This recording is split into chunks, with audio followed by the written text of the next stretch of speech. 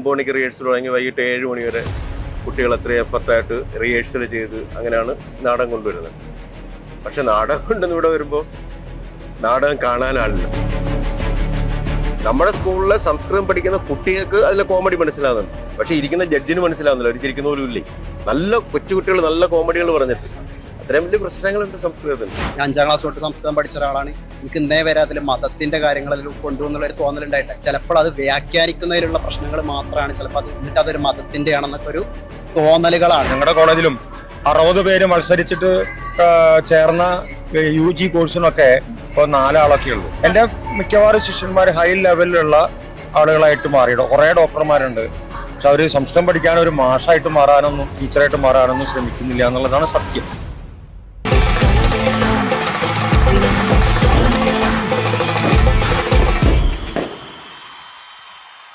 പൊതുവെ ആളൊഴിഞ്ഞ കസാരകൾ കൂടുതലായി കാണപ്പെടുന്ന സംസ്കൃതം നാടകത്തിന്റെ വേദിയിലാണ് നമ്മളിപ്പോൾ.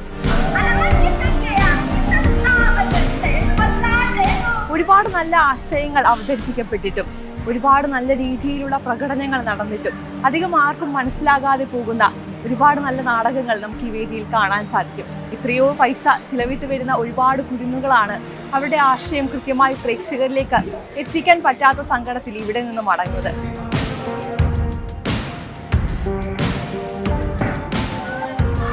ഇതിനുള്ളൊരു പ്രധാന കാരണം എന്താണെന്നറിയോ? നമ്മുടെ സംസ്കാരത്തിൽ നിന്നൊക്കെ നമ്മൾ വ്യതിചലിച്ച് നടക്കുന്ന സമയത്ത് നമുക്ക് ദൈവമായി തന്ന ഒരു നല്ല ഭാഷയെ നമ്മൾ പഠിക്കാൻ മറന്നുപോയതാണ്. ആ പഠനത്തിന് കുറവ് തന്നെയാണ് ഇത്തരം നാടകങ്ങളെയും ഇത്തരം കായികപരമായ കാര്യങ്ങളെയും എല്ലാം ആളുകളിൽ നിന്ന് അകറ്റി നിർത്തുന്നത്.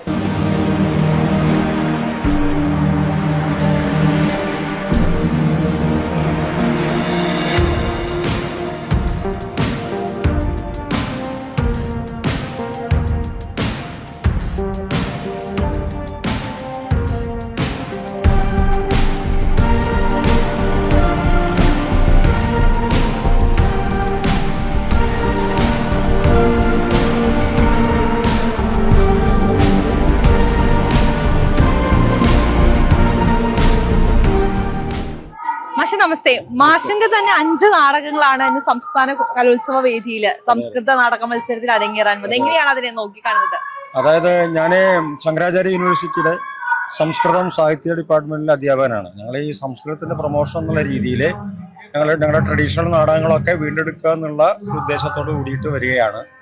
ഒരു വർഷം 9 ജില്ലകളിൽ നാടകം ചെയ്തിട്ടുണ്ട്, 5ആയിട്ട് കുറഞ്ഞിട്ടുണ്ട്. അങ്ങനെയാണ്. ഇത് പൊട്ടന്നൂർ സ്കൂളിലെ കുട്ടികൾ മഹാകവി ഭാസന്റെ ബാലചരിതം എന്ന് പറയുന്ന മഹാഭാരത ശ്രീകൃഷ്ണന്റെ കഥയെ ആശ്രയിച്ചിട്ടുള്ളൊരു നാടകമാണ്. അത് അതിൻ്റെ ഒരു കുട്ടികൾക്ക് ഒരു എക്സ്പീരിയൻസ് ഉണ്ടാക്കാൻ വേണ്ടി, സംസ്കൃതത്തോടുള്ള ഒരു അടുപ്പം ഉണ്ടാകാൻ വേണ്ടിയുള്ള ഞങ്ങളുടെ ഭാഗത്തു നിന്നുള്ള പ്രയത്നത്തിന്റെ ഭാഗമാണ്. ഇപ്പോൾ സംസ്കൃത നാടകങ്ങൾ നമ്മൾ എടുത്തു നോക്കുകയാണെങ്കിൽ എന്തുകൊണ്ടാണ് അത് കൂടുതലും പൗരാണികമായി പോകുന്നത്? എന്തുകൊണ്ടാണ് നമുക്ക് കണ്ടംപററി ആയിട്ടുള്ള വിഷയങ്ങൾ നാടകത്തിലേക്ക് എത്തിക്കാൻ പറ്റും? കണ്ടംപററി ആയിട്ടുള്ള വിഷയങ്ങളൊക്കെ ഞങ്ങൾ ചെയ്യാറുണ്ട്. പക്ഷെ ഈ സംസ്കൃതം എന്ന് പറയുന്ന സമയത്ത് നമ്മളൊരു രാമന്റെ കഥ എടുക്കുകയാണെങ്കിൽ അതിൻ്റെ ഈ ഒരു ക്യാരക്ടർ വരുമ്പോൾ ആളുകൾക്ക് മനസ്സിലാവും. സംസ്കൃതം കൃത്യമായിട്ട് അറിയുന്ന ആളുകളല്ല ആസ്വാദകർ. അപ്പൊ ജനകീയമായിട്ട് ആളുകൾക്ക് ഒരു ആസ്വാദനം ഉണ്ടാക്കാൻ അവരുടെ മനസ്സിലുള്ള കഥകൾ ഞങ്ങൾ കൊണ്ടുവരികയാണ്. പിന്നെ പുതിയതായിട്ട് എഴുതുന്ന നാടകങ്ങൾ മലയാള നാടകങ്ങൾ ട്രാൻസ്ലേഷനാണ്. പക്ഷേ നമുക്കൊരു റിച്ച് ആയിട്ടുള്ള സംസ്കൃത നാടക ട്രഡീഷൻ ഉണ്ട്. അതായത് 3-ാം നൂറ്റാണ്ടില് 4-ാം നൂറ്റാണ്ടിൽ 5-ാം നൂറ്റാണ്ടിലൊക്കെ എഴുതിയ നാടകങ്ങളുണ്ട്. അത് എന്ന് പറയുന്നത് സംസ്കൃതത്തിന്റെ നാടകത്തിന്റെ ട്രഡീഷനാണ്. നമ്മളിപ്പോൾ പറയുമ്പോൾ മലയാള നാടകത്തിലെ തെരുവ് നാടകം, സ്ത്രീകളുടെ നാടകം, സ്ത്രീശക്തി നാടകം, പരിഷത്തിന്റെ നാടകം എന്നൊക്കെ വെറൈറ്റി ഉള്ളൂ. അത്രയും കൊല്ലം ഭരതമുനിയുടെ കാലത്ത് ദശരൂപകങ്ങൾ, നാടകം, പ്രകരണം, ബാണം, വ്യായോഗം, സമവാരം, ഡിമം, ഈഹാമൃഗം, അംഗം, വീതി, പ്രഹസനം, പിന്നെ 21 ഉപരൂപകങ്ങൾ. ഇത്രയൊക്കെ റിച്ച് ആയിട്ടുള്ള ഒരു നാടക പാരമ്പര്യത്തെ ഒഴിവാക്കിക്കൊണ്ട് ഞങ്ങൾ എന്തിനാണ് ഇപ്പോൾ ഈ ആധുനിക കാലത്തേക്ക് സംസ്കൃതമായിട്ട് വരുന്നത്? ഞങ്ങൾ സംസ്കൃതത്തെ സ്നേഹിക്കുന്ന ആളുകൾ ആ സംസ്കൃത ഭാഷയുടെ ഓരോരോ അറിവുകൾ ഷെയർ ചെയ്യുന്നതിൻ്റെ ഭാഗമായിട്ട് ഞങ്ങൾ ചെയ്യുന്ന ചില പ്രവർത്തനങ്ങളാണ്. അതിന് പഴയതിനെ ഉപേക്ഷിച്ചിട്ട് പുതിയതിനെ സ്വീകരിച്ചാൽ എൻ്റെ അടുത്ത് പല ആളുകളും നാടകം എഴുതി വരാറുണ്ട്. ഇതൊന്ന് സംസ്കൃതത്തിലാക്കിയിട്ട് അവതരിപ്പിച്ചു വിടുന്നത്. അതിനകത്ത് സംസ്കൃതം ഉണ്ടാവില്ല. വരൂ, പോകൂ, ഞാൻ ഇവിടെ കിടക്കാം, നീ പറഞ്ഞോളൂ, അങ്ങനെയുള്ള ഭാഷ മാത്രമേ ഉണ്ടാവുള്ളൂ. പക്ഷേ ഈ ഭാസനൊക്കെ കാളിദാസനൊക്കെ ഉണ്ടാക്കിയിട്ടുള്ള ആ സംസ്കൃത ലാംഗ്വേജിൻ്റെ, ആ ഭാഷയുടെ പ്രൗഢി ഇന്നത്തെ തലമുറയ്ക്ക് കിട്ടുക എന്ന് പറയുമ്പോൾ അതൊരു വലിയ കാര്യമായിട്ട് കണക്കാക്കണം. നമുക്കറിയാം ഒരുപാട് പൈസ ചെലവാക്കിയിട്ടാണ് ഒരു നാടകം നമ്മൾ വേദിയിലേക്ക് എത്തിക്കുന്നത്. പക്ഷെ അത് വേദിയിലേക്ക് എത്തിക്കുമ്പോൾ മാഷിപ്പോ നേരത്തെ പറഞ്ഞതുപോലെ അത് കണ്ടിരിക്കുന്നവർ അത് കൃത്യമായി ഉൾക്കൊള്ളുന്നുണ്ടോ എന്നുള്ളൊരു ചോദ്യമുണ്ട്. അത് 100% ഉൾക്കൊള്ളുന്നുണ്ടെന്ന് എനിക്ക് ബോധ്യമാണ്. ഞാനിപ്പോൾ ഇവരുടെ നാടകം കഴിഞ്ഞ എൻ്റെ കുറേ ശിഷ്യന്മാര് പിന്നെ സുഹൃത്തുക്കള് ഒക്കെ വന്നിട്ട് പറഞ്ഞു ഈ നാടകം പരിചയമുണ്ട്, കുട്ടികൾ വേറെ വെറൈറ്റിയിലാണ് ചെയ്യുന്നത്. വളരെ അവരെ തൃപ്തിപ്പെടുത്തിയാൽ മതി. നമുക്ക് ലോകത്തിലെല്ലാവരെയും തൃപ്തിപ്പെടുത്താനുള്ള കലയായിട്ടൊന്നുമല്ല. സംസ്കൃതം പഠിച്ച ആളുകൾ, ആ ട്രഡീഷനുള്ള ആളുകൾ, ഞാനിപ്പോൾ പുറത്തുള്ള യൂണിവേഴ്സിറ്റികളൊക്കെ പോകുന്നുണ്ട്. അപ്പോൾ ആ സംസ്കൃതത്തോടുള്ള സ്നേഹം കൊണ്ട് ആ ഭാഷയുടെ റിച്ച് ആയിട്ടുള്ള ഒരു അമൂല്യങ്ങളായിട്ടുള്ള കാര്യങ്ങൾ പൊതുജനങ്ങളെ അറിയിക്കുക എന്നുള്ള കടമ മാത്രമേ ഉള്ളൂ. ഇപ്പൊ സംസ്കൃതം നമുക്കറിയാം, നാടകം എന്ന് പറയുമ്പോൾ ഭാഷയിലുപരി അവരുടെ അഭിനയം കൊണ്ട് നമുക്ക് അതിന്റെ കഥകൾ മനസ്സിലാക്കാൻ സാധിക്കും. പക്ഷെ ആ ഭാഷ കൂടി അറിഞ്ഞു കഴിഞ്ഞാല് നമ്മൾ അതിൽ പറഞ്ഞു വെക്കുന്ന സന്ദേശങ്ങളുണ്ട്, അത് കുറച്ചുകൂടി ആളുകളിലേക്ക് എത്താനുള്ള സാധ്യത കൂടുതലല്ലേ? എത്താൻ സാധ്യതയുണ്ട്. ഇത് ഒരു സംസ്കൃതം അറിയാത്ത ആളുകൾ ഉത്തരേന്ത്യയിലൊക്കെ പോയി കഴിഞ്ഞാല് അവർ ഇതൊന്നും ഹിന്ദി മാത്രമേ അറിയുള്ളൂ, അവർക്ക് ഇതൊക്കെ മനസ്സിലാവുന്നുണ്ടെന്ന് പറയുന്നത്, കമ്മ്യൂണിക്കേറ്റ് ചെയ്യുന്നുണ്ട്. നമ്മളിപ്പോ സിനിമ കാണുന്നത് ചൈനീസ് ലാംഗ്വേജ് അറിഞ്ഞിട്ടുണ്ടല്ലോ. അപ്പൊ അതിനോട് എന്താണ് അവിടെ നടക്കുന്നത് എന്ന് അവരുടെ അഭിനയത്തിലൂടെ അവർ മനസ്സിലാക്കും. അതായത് അതിനാണ് അഭിനയം. എനിക്ക് വിശക്കുന്നു എന്ന് പറയുമ്പോൾ അഭിനയം കൊണ്ട് അത് വിശക്കുക തന്നെയാണ് എന്ന് ആളുകൾ മനസ്സിലാവും. എങ്ങനെയാണ് ഇപ്പൊ കുറെ വർഷമായി മാഷിവിടെ നാടകങ്ങൾ ചെയ്യുന്നുണ്ട് സംസ്കൃതത്തില്, നാടകത്തിൽ വന്ന മാറ്റങ്ങൾ അല്ലെങ്കിൽ നാടകം ആസ്വദിക്കുന്നവരിൽ വന്ന മാറ്റങ്ങൾ എന്താണ്? അതായത് ഇപ്പൊ സംസ്കൃതോത്സവം, സംസ്കൃതത്തിന്റെ ടീച്ചേഴ്സ്, പിന്നെ അതുപോലെയുള്ള സംസ്കൃത പ്രേമികള് ആയിട്ടുള്ള ആൾക്കാരൊക്കെ ഉണ്ടാവുക. അവർക്ക് നല്ല തൃപ്തിയാണ്. അവര് നാടകം കണ്ടതിന് ശേഷം എന്നെ വിളിച്ചിട്ടും ഇപ്പൊ ഒരു നാടകം തന്നെ പല പ്രാവശ്യം കാണുമല്ലോ, അപ്പൊ അതിനെ കുറിച്ച് അഭിപ്രായമൊക്കെ ഷെയർ ചെയ്യുന്നുണ്ട്. അത് തന്നെ മതി എന്നുള്ളതാണ്. ഇപ്പൊ ഇവരൊക്കെ ഭയങ്കര ചെറിയ കുഞ്ഞുങ്ങളാണ്, പക്ഷെ ഒരുപാട് സ്നേഹത്തോടെ സംസ്കൃതത്തിനെ സമീപിക്കുന്നവരാണ്. അവരോട് എന്താ പറയാനുള്ളത്? അവരെ കുറിച്ച് എന്താ പറയാനുള്ളത്? അവരോട് ഞാൻ പറയാ സംസ്കൃതം പഠിക്കണം എന്നൊക്കെയാ പറയാ. ഡിഗ്രിക്ക് സംസ്കൃതം പഠിക്കുക, FIUGP കോഴ്സിന് വരിക. പക്ഷെ അവരൊന്നും വരില്ല. ഇവരൊക്കെ ഡോക്ടർമാരും എന്റെ മിക്കവാറും ശിഷ്യന്മാർ ഹൈ ലെവലിലുള്ള ആളുകളായിട്ട് മാറിയിടും. കുറെ ഡോക്ടർമാരുണ്ട്. പക്ഷെ അവര് സംസ്കൃതം പഠിക്കാൻ ഒരു മാഷായിട്ട് മാറാനൊന്നും ടീച്ചറായിട്ട് മാറാനൊന്നും ശ്രമിക്കുന്നില്ല എന്നുള്ളതാണ് സത്യം. മാഷിന് വേണ്ടി നിങ്ങൾ ആരെങ്കിലും ഒക്കെ സംസ്കൃതം പഠിക്കുവോ? നമുക്ക് പ്രതീക്ഷിക്കാല്ലേ? പ്രതീക്ഷിക്കാം. ഇപ്പൊ കുട്ടികളെ കുറവാണ്, പൊതുവെ കോളേജുകളിലൊക്കെ കുറവാണ്. ഞങ്ങളുടെ കോളേജിലും 60 പേര് മത്സരിച്ചിട്ട് ചേർന്ന UG കോഴ്സിനൊക്കെ ഇപ്പോൾ 4 ആളൊക്കെ ഉള്ളൂ. എല്ലാ കോളേജിലും അങ്ങനെ തന്നെയാണ്. അപ്പൊ എന്തുകൊണ്ടാന്ന് വെച്ച് കഴിഞ്ഞാൽ ആളുകൾ വേറെ രീതിയിലേക്ക് പോകുന്നു എന്നുള്ളതാണ്. എന്താണ് സംസ്കൃതം പഠിക്കാത്തവരോട് പറയാനുള്ളത്? പഠിക്കാത്തവരോട് പറയുകയാണെങ്കിൽ നല്ല മനുഷ്യരെയും മനുഷ്യത്വത്തെയും വാർത്തെടുക്കാൻ സംസ്കൃത ഭാഷയ്ക്ക് കഴിയും. ഇതിൽ പറയുന്നത് ഓരോ സന്ദേശങ്ങളും മനുഷ്യനെ അവന്റെ സംസ്കാരം വിടാതെ അവന്റെ ഒരു വഴി കാട്ടിക്കൊടുക്കുക എന്നുള്ള ഉദ്ദേശമാണ് എല്ലാ നാടകങ്ങളിലും എല്ലാ കാവ്യങ്ങളിലും ഒക്കെ. അപ്പൊ അത് മനസ്സിലാക്കി കഴിഞ്ഞാൽ അവർക്ക് എന്തെങ്കിലും ഗുണമുണ്ടാവും. ഞാൻ PTM സ്കൂളിലെ സംസ്കൃത അധ്യാപകനാണ്. പേര് അഷ്റഫ്. ഒറ്റപ്പാലം ജില്ലയിലെ PTM സ്കൂളിലെ അധ്യാപകനാണ്, സംസ്കൃത അധ്യാപകനാണ്. ചേട്ടാ, നമ്മൾ ഇപ്പൊ സംസ്കൃത വേദികൾ നോക്കുകയാണെങ്കിൽ നാടകങ്ങളെല്ലാം അടിപൊളിയാണ്, പക്ഷെ കാണാൻ ആളുകൾ കുറവാണ്. എന്തുകൊണ്ടായിരിക്കും അത്? എന്തുകൊണ്ടാന്ന് പറഞ്ഞു കഴിഞ്ഞാൽ നമ്മൾ പുരാണ കഥകളാണ് ഇപ്പോഴും പുരാണ കഥകളാണ് ഇപ്പോൾ സംസ്കൃത നാടകത്തിൽ വരാറ്. വളരെ കുറച്ചാണ് ആധുനിക നാടകങ്ങളൊക്കെ ചെയ്യാറുള്ളൂ.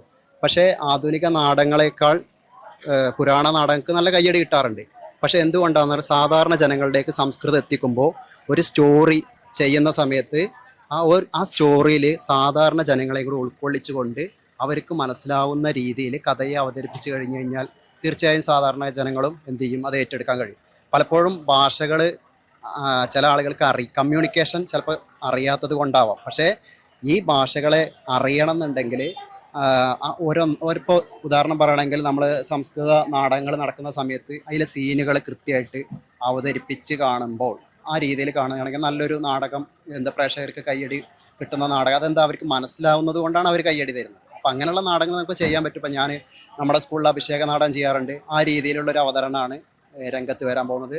അതുകൊണ്ട് തന്നെ പാലക്കാട് ജില്ലയിൽ നമ്മൾ ഇവിടെ എത്താനും കാരണം പ്രേക്ഷകരെ കയ്യിലെടുക്കുക എന്നുള്ള പറഞ്ഞതാണ്. കല മാത്രമല്ല, സാധാരണ ജനങ്ങളെ കൂടി അതിൽ ഇൻവോൾവ് ആക്കിയിട്ട് ചെയ്യുമ്പോഴാണ് ഭാഷ അറിയാത്തത് ഒരുപാട് ആസ്വാദകരെ നാടകത്തിൽ നിന്ന് ദൂരേക്ക് നിർത്തുന്നുണ്ട്.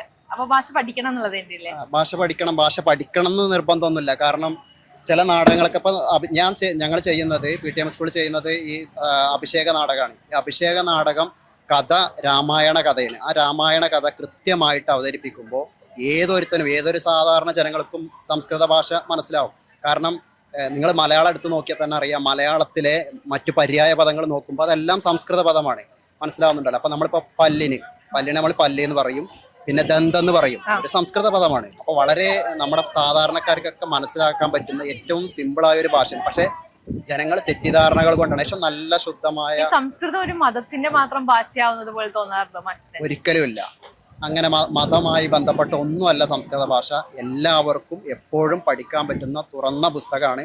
ഇഷ്ടം പോലെ വായിച്ചാൽ ഒരുപാട് കാര്യങ്ങൾ സംസ്കൃതത്തിലുണ്ട്. അത് നമ്മൾ അതുമായി മുന്നോട്ട് പോകുമ്പോഴാണ് നമുക്ക് മനസ്സിലാവുക. പക്ഷേ തെറ്റിദ്ധാരണകൾ കൊണ്ട് ചിലപ്പോൾ ഞാൻ അങ്ങനെ പിന്നെ വന്ന ഒരാളാണ്. ഞാൻ 5ാം ക്ലാസ് തൊട്ട് സംസ്കൃതം പഠിച്ച ഒരാളാണ്. എനിക്ക് ഇന്നേ വരെ അതിൽ മതത്തിൻ്റെ കാര്യങ്ങളിൽ കൊണ്ടുവന്നുള്ളൊരു തോന്നലുണ്ടായിട്ടില്ല. കാരണം അതിലാണ് ഏറ്റവും വേദങ്ങളാണെങ്കിലും പുരാണങ്ങളാണ്, അതിലാണ് ഏറ്റവും നല്ല കാര്യങ്ങൾ അതിൽ പറഞ്ഞു തരുന്നുണ്ട് കൃത്യമായിട്ട്. ചിലപ്പോൾ അത് വ്യാഖ്യാനിക്കുന്നതിലുള്ള പ്രശ്നങ്ങൾ മാത്രമാണ് ചിലപ്പോൾ അത് എന്നിട്ട് അതൊരു മതത്തിൻ്റെ ആണെന്നൊക്കെ ഒരു തോന്നലുകളാണ്. പക്ഷെ ഒരിക്കലല്ല. അങ്ങനെ ഒരു മതമായി ബന്ധപ്പെട്ടുകൊണ്ടൊന്നും സംസ്കൃതം നിലനിൽക്കുന്നുണ്ടെന്ന് എനിക്ക് തോന്നുന്നില്ല. കാരണം എപ്പോഴും ആർക്കും സ്വീകരിക്കാവുന്നൊരു ഭാഷയാണ് സംസ്കൃതം. അങ്ങനെ തുറന്നിട്ടപ്പോൾ നമുക്ക് കാലടി യൂണിവേഴ്സിറ്റികളുണ്ട്, പല സ്കൂൾ. പിന്നെ അതല്ലാതെ തന്നെ സംസ്കൃത ഭാഷകൾ പഠിക്കാൻ സംസ്കൃതത്തിന് റിട്ടയർമെന്റ് ചെയ്ത കുറേ അധ്യാപകർ എന്ത് ചെയ്യുന്നത്, സംസ്കൃതം അവരുടെ ഫ്രീ സേവനമായിട്ട് അവർ ചെയ്യുന്നുണ്ട്. ആ ഭാഷയെ വളർത്തുന്നതിന് വേണ്ടിയാണ് ഇത്തരത്തിലുള്ള കാര്യങ്ങളൊക്കെ ചെയ്തുകൊണ്ടിരിക്കുന്നത്. എൻ്റെ ഒരു ബോസ് സുന്ദരേശൻ. ഞാൻ കഴിഞ്ഞ 12-13 വർഷമായിട്ട് ഞാൻ സംസ്കൃത നാടകം ട്രിവാൻഡ്രം ജില്ലയിൽ നിന്ന് നമ്മളാണ് ഇവിടെ വരുന്നത്. അപ്പോൾ ഈ സംസ്കൃത നാടകത്തിൻ്റെ പ്രശ്നം എന്ന് പറഞ്ഞു കഴിഞ്ഞാൽ, നമ്മൾ ഒരു നാടകം നമുക്ക് ചെയ്ത് കൊണ്ടുവരുന്നതിന് ഏറ്റവും കുറഞ്ഞത് നമ്മുടെ നാടകം തന്നെ ഇപ്രാവശ്യം കണ്ണകിയാണ് ചെയ്തേക്കും. നമുക്ക് ഏതാണ്ട് 3-3.5 ലക്ഷം രൂപ പുറത്തായിട്ടുണ്ട്. അപ്പോൾ പിന്നെ കുട്ടികൾ അത്രയും എഫർട്ട്, രാവിലെ 9 മണിക്ക് റിഹേഴ്സൽ തുടങ്ങി വൈകിട്ട് 7 മണി വരെ കുട്ടികൾ അത്രയും എഫർട്ടായിട്ട് റിഹേഴ്സൽ ചെയ്ത് അങ്ങനെയാണ് നാടകം കൊണ്ടുവരുന്നത്. പക്ഷെ നാടകം കൊണ്ടെന്ന് ഇവിടെ വരുമ്പോൾ നാടകം കാണാനാളില്ല, സംസ്കൃത നാടകം കാണാനില്ല. നാളെ ഇപ്പം നിങ്ങൾ നോക്കണം, നാളെ മലയാള നാടകം നടക്കുമ്പോൾ ഈ ഓഡിറ്റോറിയത്തിൽ നിൽക്കാൻ സ്ഥലം കാണത്തില്ല. ഒരാൾക്ക് പോലും നമുക്കത് വലിയ വിഷമമുള്ള കാര്യമാണ്. നമ്മൾ സംസ്കൃതം ഇത്രയും വലിയ ദേവഭാഷയാണെന്ന് പറഞ്ഞിട്ട് പോലും സംസ്കൃതം കാണാനായിട്ട് ആളില്ല.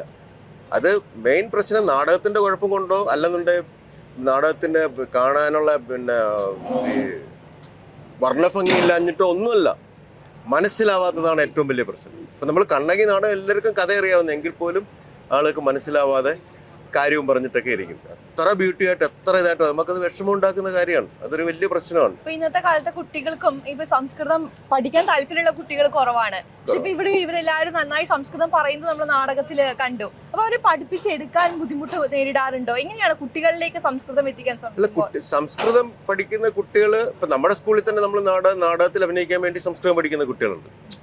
അപ്പോൾ സംസ്കൃതം പഠിക്കുന്നതിന് കുട്ടികൾക്ക് കുഴപ്പമൊന്നുമില്ല. പക്ഷെ അതൊരു എൻ്റെ അഭിപ്രായത്തിൽ ഒരു സ്കൂളിലുള്ള 50% കുട്ടികളെങ്കിലും സംസ്കൃതം പഠിക്കുക. അത് നല്ലതല്ലേ, ഒരു ഭാഷയല്ലേ, നല്ല പഠിക്കുക. ഇപ്പോൾ ഹിന്ദി പഠിക്കാം, ഇംഗ്ലീഷ് പഠിക്കാനോടൊപ്പം സംസ്കൃതം പഠിച്ചാൽ എന്താണ് പ്രശ്നം? അത് നല്ല കാര്യമാണ്. കഴിഞ്ഞ പ്രാവശ്യം തന്നെ അതിനെ പ്രാവശ്യം എന്നറിയാം, നമ്മൾ UPക്ക് സംസ്കൃത നാടകം എടുത്തിരുന്നു. അപ്പോൾ അത് ഒരു കോമഡി സബ്ജക്റ്റ്, ഇതിലെ പുരാണമല്ല, ഒരു കോമഡി സബ്ജക്റ്റ് എടുത്തു. അപ്പോൾ നമ്മുടെ സ്കൂളിൽ സംസ്കൃതം പഠിക്കുന്ന കുട്ടികൾക്ക് അതിലെ കോമഡി മനസ്സിലാകുന്നുണ്ട്. പക്ഷേ ഇരിക്കുന്ന ജഡ്ജിന് മനസ്സിലാവുന്നില്ല, അവർ ചിരിക്കുന്ന പോലും ഇല്ലേ. നല്ല കൊച്ചുകുട്ടികൾ നല്ല കോമഡികൾ പറഞ്ഞിട്ട് അത്രയും വലിയ പ്രശ്നങ്ങളുണ്ട് സംസ്കൃതത്തിന്. നിങ്ങൾ എവിടുന്നാ വരുന്നേ? തിരുവനന്തപുരം. എത്ര കാലമായി സംസ്കൃത നാടകം അവതരിപ്പിക്കാൻ തുടങ്ങിയിട്ട്? ഞാൻ 3 വർഷമായിട്ട് സംസ്കൃത നാടകം അഭിനയിക്കുന്നുണ്ട്. സംസ്കൃതം പഠിക്കുന്നുണ്ടോ? സംസ്കൃതം പഠിക്കുന്നുണ്ട്. 10 വയസ്സ് മുതൽ സംസ്കൃതം പഠിക്കുന്നുണ്ട്. ആദ്യത്തെ വട്ടാണ്. ബുദ്ധിമുട്ടുണ്ടായോ? അത്ര കുഴപ്പമില്ല. ഭയങ്കരമായി രാജാവായ ഡയലോഗൊക്കെ പറഞ്ഞിട്ട് ക്ഷീണിച്ചോ? ചെറുതായിട്ട്. ഈ ഒഴിഞ്ഞ കസാരകൾ കാണുമ്പോൾ സങ്കടം തോന്നുന്നുണ്ടോ? വലിയ തോതിലുള്ള ഒരു ഒഴിവ് ഇല്ല, എന്നാലും സങ്കടത്തിനൊരു വഴിയില്ല. കാരണം സാധാരണ രീതിയിൽ മുമ്പത്തെ അപേക്ഷിച്ച് ഇപ്പോഴൊക്കെ തന്നെ കാണികൾ ഉണ്ട്. പിന്നെ എല്ലാ കലോത്സവ സ്ഥലത്തും ഇതുപോലുള്ള ചെറിയൊരു കാഴ്ചകൾ നമ്മൾ കാണാവുന്നതാണ്. കാരണം എല്ലാവരും എല്ലാ വേദികളിലും മാറി മാറി നടന്നു പോകുന്നതും, പിന്നെ ഈ കലോത്സവം ആകുമ്പോൾ പരിപാടിയിൽ പങ്കെടുക്കാൻ, സ്റ്റേറ്റ് കലോത്സവം ആകുമ്പോൾ പങ്കെടുക്കാൻ വരുന്നവരാണ് അധികം ഉണ്ടാവുക. അപ്പോൾ അവരുമായി ബന്ധപ്പെട്ട ആളുകൾ മാത്രമാണ് ഉണ്ടാവുക. പിന്നെ തദ്ദേശീയരായ ആളുകൾ അവരെത്താവുന്നതേ ഉള്ളൂ. ഇന്ന് തുടക്കമായതുകൊണ്ടായിരിക്കാം. അപ്പോൾ തദ്ദേശീയരായ ആളുകൾ എത്തും, വൈകിട്ടാകുമ്പോഴേക്കും എത്തും. ഇതിൽ പകൽ സമയം അവരുടെ ജോലി സ്ഥലത്തും മറ്റുമൊക്കെ. പിന്നെ മറ്റൊന്നെന്ന് പറയുന്നത് അധ്യാപകർ എല്ലാവരും വിദ്യാലയത്തിൽ നിന്ന് പോന്നാൽ ശരിയാവില്ലല്ലോ. അപ്പം ഈ പരിപാടിയുമായി ബന്ധപ്പെട്ട ആളുകൾ മാത്രമായിരിക്കും ഇവിടെ എത്തിയിട്ടുണ്ടാവുക.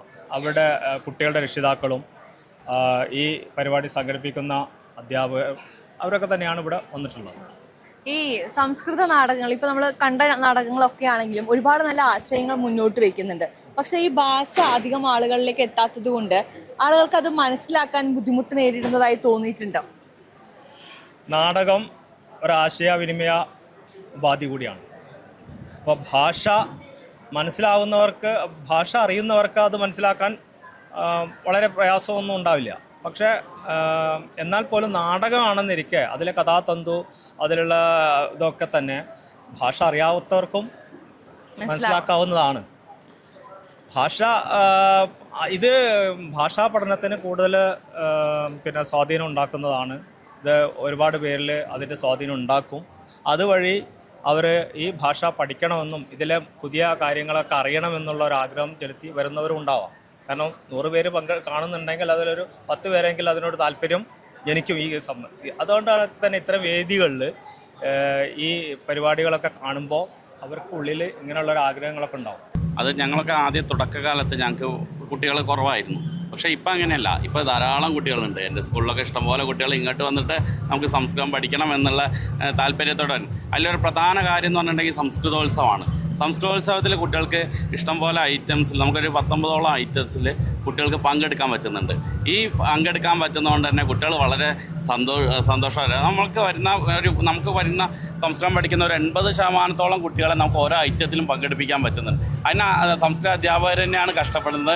അവർ തന്നെ അവർക്ക് ഈ സമയത്തിന് സംസ്കൃതം വേറെ ആരും പഠിപ്പിക്കുന്നില്ല, കലകളും പഠിപ്പിക്കുന്നില്ല, സംസ്കൃതത്തിൻ്റേതായിട്ടുള്ള മത്സര ഇനങ്ങളും പഠിപ്പിക്കില്ല. ഇതേ അധ്യാപകർ തന്നെ പഠിപ്പിച്ചിട്ട് തന്നെ ഇവരെ സ്റ്റേജിലെത്തിക്കുന്നു, മറ്റുള്ള കാര്യങ്ങളിലെത്തിക്കുന്നു. അവർക്ക് അതിൻ്റേതായിട്ടുള്ള എല്ലാ ഗുണവും കുട്ടികൾക്ക് കിട്ടുന്നുണ്ട്. ഓവറോൾ ഡെവലപ്മെൻറ്റ് എന്ന് പറയുന്ന നമ്മളെ ഈ പഠനത്തിൻ്റെ ഇത് മുഴുവൻ സംസ്കൃതത്തിലൂടെ കുട്ടികൾക്ക് നേടാൻ സാധിക്കുന്നുണ്ട്. ഇപ്പോൾ നമ്മൾ സംസ്കൃത അധ്യാപകരുടെ കാര്യം തന്നെ എടുത്തിട്ടുണ്ടെങ്കിൽ പലരും പുതിയതായിട്ട് കണ്ടുവരും. ഇപ്പോൾ കലോത്സവത്തിൻ്റെ ഭാഗമായിട്ട് ഇപ്പോൾ ഞങ്ങൾ മലപ്പുറം ജില്ലയിൽ നിന്നാണ് വരുന്നത്. മലപ്പുറം ജില്ലയിലെ നാടകത്തിൻ്റെ കാര്യം പറഞ്ഞിട്ടുണ്ടെങ്കിൽ നാടകം വളരെ വലിയ മത്സരമായിട്ട് വരികയാണ്. ഇപ്പം ഞങ്ങൾക്ക് 1, 2, 3, 4 സ്ഥാനങ്ങൾ ഏതാണെന്ന് പറയാൻ പറ്റാത്ത രീതിയിലുള്ള കടുത്ത മത്സരമാണ്. അതും നമ്മളെ ജനറൽ നാടകങ്ങളെക്കാളും കിടപിടിക്കുന്ന രീതിയിലുള്ള നാടക സങ്കേതങ്ങളൊക്കെയാണ് ഉപയോഗിക്കുന്നത്. ഇപ്പോൾ ഞാൻ തന്നെ കഴിഞ്ഞ 2 വർഷമായിട്ട് 2 നാടകം പുതുതായിട്ട് എഴുതിയിട്ടുണ്ടാക്കിയിട്ടുണ്ട്.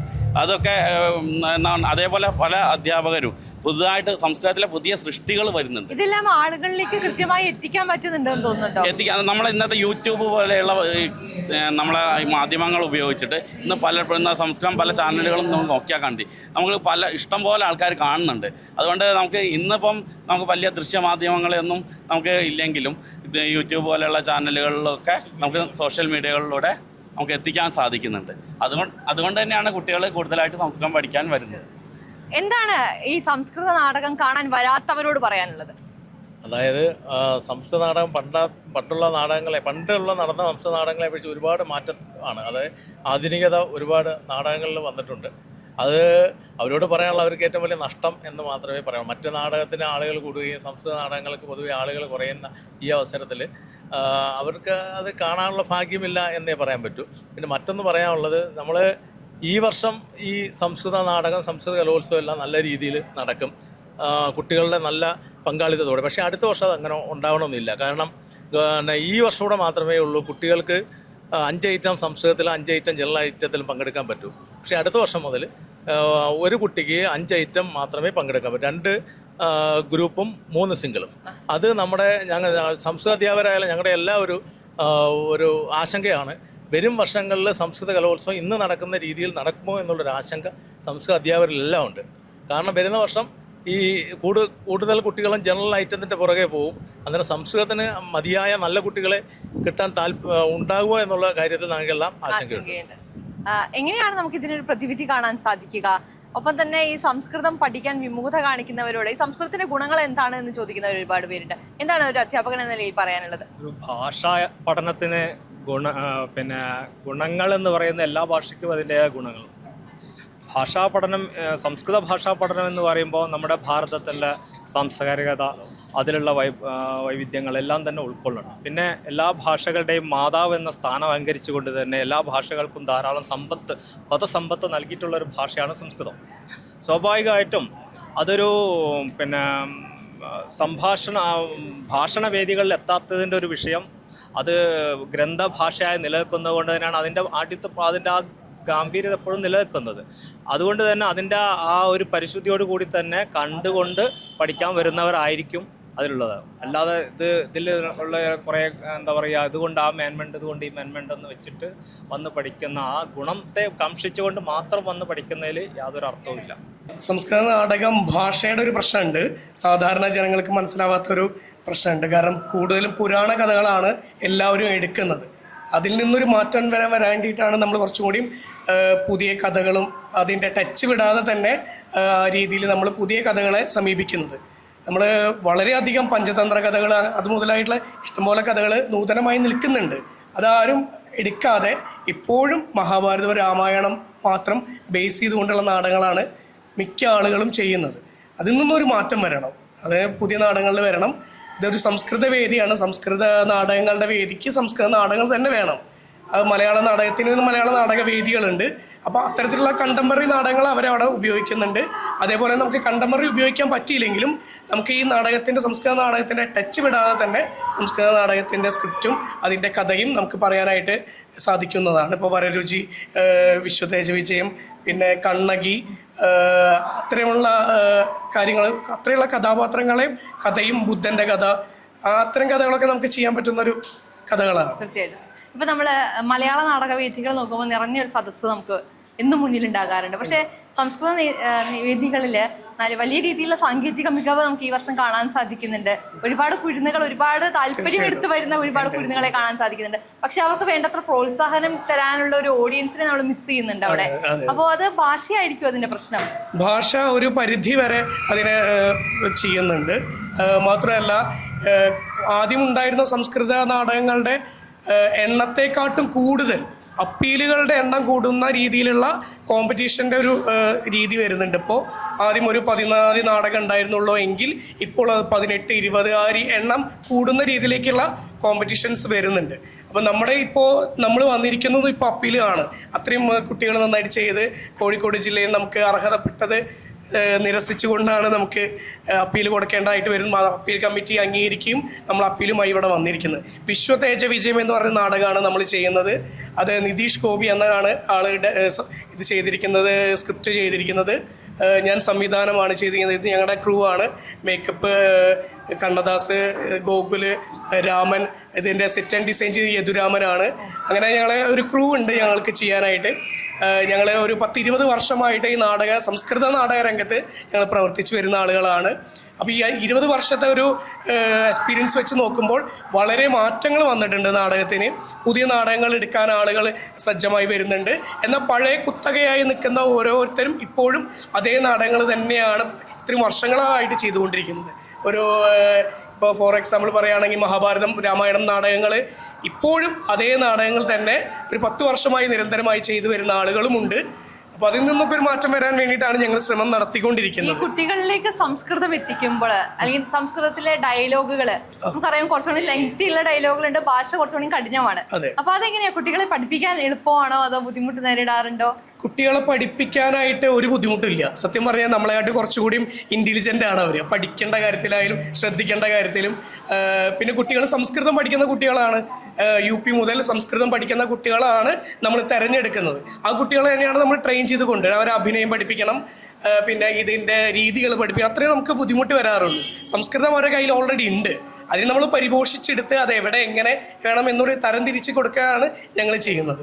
സംസ്കൃത നാടകങ്ങൾ ഇന്ന് നമുക്ക് മറ്റ് നാടകങ്ങളെപ്പോലെ തന്നെ വളരെ നല്ല രീതിയിൽ മികച്ച രീതിയിലുള്ള അഭിനയം കുട്ടികളുടെ ഭാഗത്തു നിന്നും അതിന് നല്ല സപ്പോർട്ട് കൊടുക്കുന്ന രക്ഷകർത്താക്കളും അതുപോലെ കുട്ടികളും വളരെ നല്ല രീതിയിൽ ഇത് ചെയ്തു വരുന്നുണ്ട്. മറ്റ് നാടകങ്ങളെ അപേക്ഷിച്ച് ഭാഷാ നാടകങ്ങൾ പ്രത്യേകിച്ചും സംസ്കൃതം മാത്രമല്ല, അത് അറബി ആയാലും ഉറുദു ആയാലും ഒക്കെ ആ രീതിയിലുള്ള ഭാഷാ നാടകങ്ങൾ അതിനെ സമൂഹവുമായിട്ടുള്ള ഒരു പിന്നെ നമ്മുടെ സാധാരണഗതിയിലുള്ള ഒരു സംസാര ഭാഷ എന്നുള്ള നിലയിലേക്ക് വരുന്ന സമയത്ത് ജനങ്ങൾക്കതിനെ മനസ്സിലാക്കുവാനുള്ള ഒരു പിന്നെ കുറവുണ്ടായേക്കാം.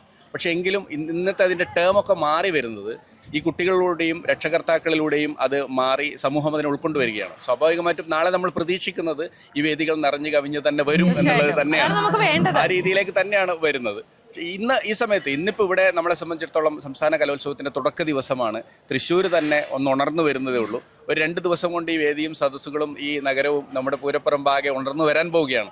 ആ സമയത്തേക്ക് നമ്മുടെ വേദികൾ മറ്റു വേദികൾ നിറയുന്നത് പോലെ തന്നെ നമ്മുടെ വേദികൾ നിറഞ്ഞു വരുമെന്ന് നമ്മൾ പ്രതീക്ഷിക്കുന്നെങ്കിലും നാടകത്തിൻ്റെ ഒരു മുഖം നമുക്ക് പ്രേക്ഷകരോടും അതുപോലെ തന്നെ സദസ്സിനോടും പറയാനുള്ളത് മാറി വരുന്ന കാലത്തിനൊപ്പം സംസ്കൃത നാടകങ്ങൾ ഉയർന്നു വരുന്നുണ്ട് എന്നുള്ളത് തന്നെയാണ് നമുക്ക് പറയാം. ഇന്ന് സംസ്കൃതം പഠിക്കാൻ മുന്നോട്ട് വരുന്ന കുട്ടികളുടെ ഒരു അവസ്ഥ എങ്ങനെയാണ്? സംസ്കൃതം ഒരു കാലഘട്ടം മുന്നേ വരെ അധ്യാപകരുടെ നിർബന്ധം കൊണ്ടോ അല്ലെങ്കിൽ രക്ഷകർത്താക്കളുടെ നിർബന്ധം കൊണ്ടോ മാത്രം പഠിക്കുന്ന കുട്ടികളാണ്. ഇന്ന് ഇവരിൽ ആരെ നോക്കിക്കഴിഞ്ഞാൽ നമുക്ക് മനസ്സിലാക്കാൻ വേണ്ടി കുട്ടികൾ സ്വയം ഇഷ്ടപ്രകാരം സംസ്കൃതത്തിലേക്ക് വരുന്നു എന്നുള്ളതിനുള്ളൊരു കാരണം സംസ്കൃതം വളരെ ലളിതമായ ഭാഷയാണെന്ന് ലോകം തിരിച്ചറിഞ്ഞിരിക്കുകയാണ്.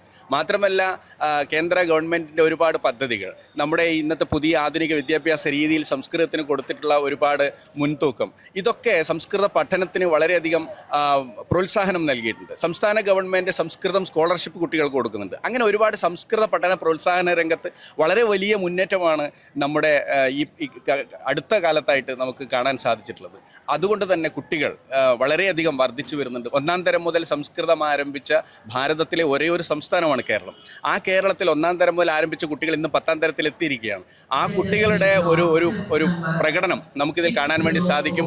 കുറച്ചുകൂടി സംസ്കൃതത്തിന് പ്രോത്സാഹനം ലഭിക്കുന്നതിലൂടെ സമൂഹം ഏറ്റെടുക്കുന്ന രീതിയിലേക്ക് അധ്യാപകരുടെ എണ്ണം നോക്കിയാൽ കേരളത്തിൽ ഈ കഴിഞ്ഞ ഒരു 5 വർഷത്തിനുള്ളിൽ ഏകദേശം 25% അധ്യാപകരുടെ വർധന സംസ്കൃത മേഖലയിൽ ഉണ്ടായിട്ടുണ്ട്. ഇത് സംസ്കൃത മേഖലയുടെ ഒരു ഉണർവാണ് എന്ന് നമുക്ക് മനസ്സിലാക്കാൻ വേണ്ടി സാധിക്കും. സംസ്കൃതം നാടകത്തിന് പണ്ട് മുതൽ സ്കൂളിൽ ചേർന്നപ്പോൾ മുതൽ ഉണ്ട് എന്ന് അറിഞ്ഞപ്പം നിൽക്കാൻ ഭയങ്കര താല്പര്യമായിരുന്നു.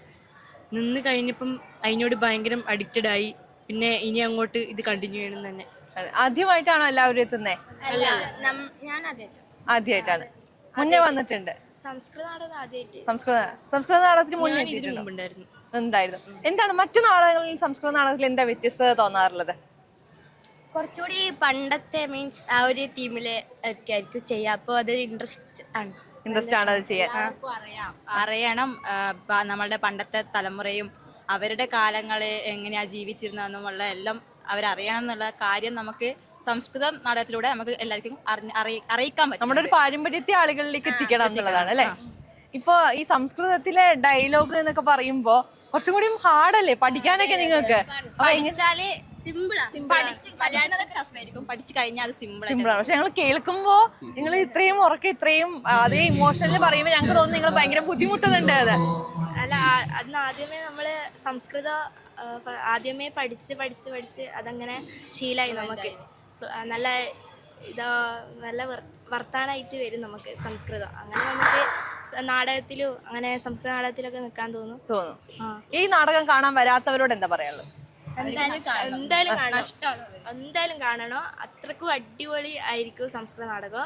സംസ്കൃത വേദികളിൽ നാടകം അവതരിപ്പിക്കുന്ന കുട്ടികളുടെ ആവേശവും അവരെ വേദിയിലേക്ക് എത്തിക്കാൻ വേണ്ടി അധ്യാപകർ നടത്തുന്ന കഠിനാധ്വാനവും എല്ലാം കാണുമ്പോൾ ഈ നാടകങ്ങൾ കാണുന്ന ആളുകളുടെ എണ്ണം കുറയരുത് എന്ന് തന്നെയാണ് പറയാനുള്ളത്.